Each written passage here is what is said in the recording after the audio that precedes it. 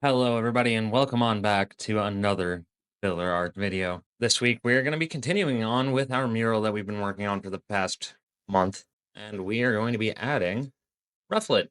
Let's see how this goes. All right, so let's just kind of hop in here. We're going to be doing Rufflet today. Little guy, Unova region, 3 Evo for Braviary. Eventually gets the regional form for Hisubi and Legends Arceus. And we're just gonna make him kind of like a little dude in the tree, just kind of having a little bit of a rest. So, Rufflet's interesting in the sense that it kind of combines United States and kind of just generalized North American native culture between the feathery headdress and kind of combines it with the symbolism of the American political state, with it being related to a bald eagle, the symbolic bird of our nation. And I don't know, I'm just a little dude. I don't really got much else for other than that. I like him. Kind of reminds me of an upside down snowman. I'm sure if my grandmother were into Pokemon, she would appreciate him because she likes a lot of those American Girl kind of dolls, and specifically like doing her research into Aboriginal peoples and their different cultures. So yeah. Otherwise, I kind of just tried to keep it as close as I could while trying to keep him small. He was kind of intended to be a background guy for this overall picture. So we're just going through, getting as much detail as we can while not being too excessive. As pretty obviously noticeable here, I did make sure to give him a tree. He needs a perch. She, I suppose, it could be a female identifying bird. But yeah, I honestly want to say I spent more time working on this tree than I actually did the Rufflet, so I don't really have much that I want to contribute other than that. I believe I used a Rufflet on my team way back in the day, my first playthrough of Pokemon Black. But honestly, I haven't touched Pokemon Black or White in so many years. Which I suppose will be fine, because if any of you follow Mine and Cryptic Dreams other series that we do, we should be getting to that pretty soon here. Say within the next year. So keep an eye out for that if you feel like you want some black and white content in your life. But overall, yeah, the tree was fairly easy. Rufflet itself was fairly easy.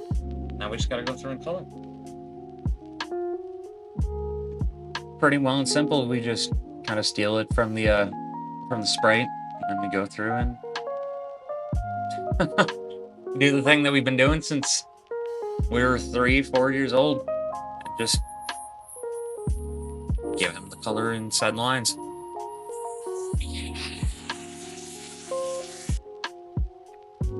Speaking of coloring inside the lines, I'm still looking for any suggestions that you guys might have for when we're done with this mural piece. So feel free to leave me a comment down below as to something that you might like to see in a future one of these art videos. But going through, we've got the head feather colored in. We're getting the beak colored in. We've already gotten the main body colors of that kind of violet gray kind of tone. So we're just going to go in through here and just make sure that we're color matching everything right. Because doing these lighter tone colors like this kind of cream for his head feathers, Jiminy Christmas, it is so difficult to try to see it. So you need to be very careful going around everything. And if I would have been a little bit smarter, I would have went with the darker tones from behind it first. And maybe that would have given me a better platform to see it on. But that's all well and good. Only so much we can do without going back and redrawing it. And then now, as I mentioned, we're going to go through and color this tree. Give it that same kind of darker brown color that we used for the firewood previously in the Magmar section of the video. Mural. Magmar section of the mural. It adds a certain cohesiveness, almost as if it was a similar, if not the same tree that these sticks were gathered from for the firewood. Size down our brush a little bit here so that we can get into some of those tighter areas. It's like using the edge of the back of the crayon as opposed to the full tip of it. We're just going through, making sure we have everything copacetic where we need it. So I'm going to flip through some of the layers here and there. And then from here we should be getting pretty quick onto the green for the leaves. I really...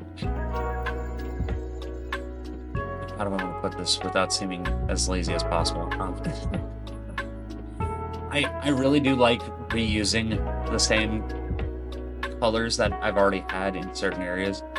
This way, if for whatever reason later on down the line a in-person recreation would like to be done, you know, paint, marker, something like that, it's a little bit more cost effective. Because, yeah, you could do something funky with the different greens that are on Flygon mixed with some other characters, color patterns, and you could get a really nice looking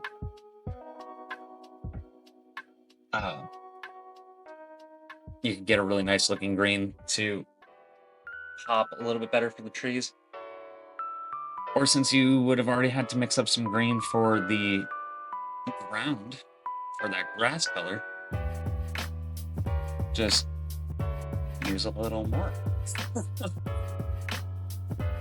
And then you don't have to worry so much. You've already got it. Oh. But as you may have noticed a little bit ago, I was trying to talk over it. I ended up goofing a little bit there and was coloring on top of all of my other already colored in layers for a second. So and now we're going to go back in and we're going to just redo all that coloring before getting everything cleared up here. Doesn't do too much, just kind of detracts a little bit from the time that we have to work on the other of it. But yeah, overall I do like how this one turned out.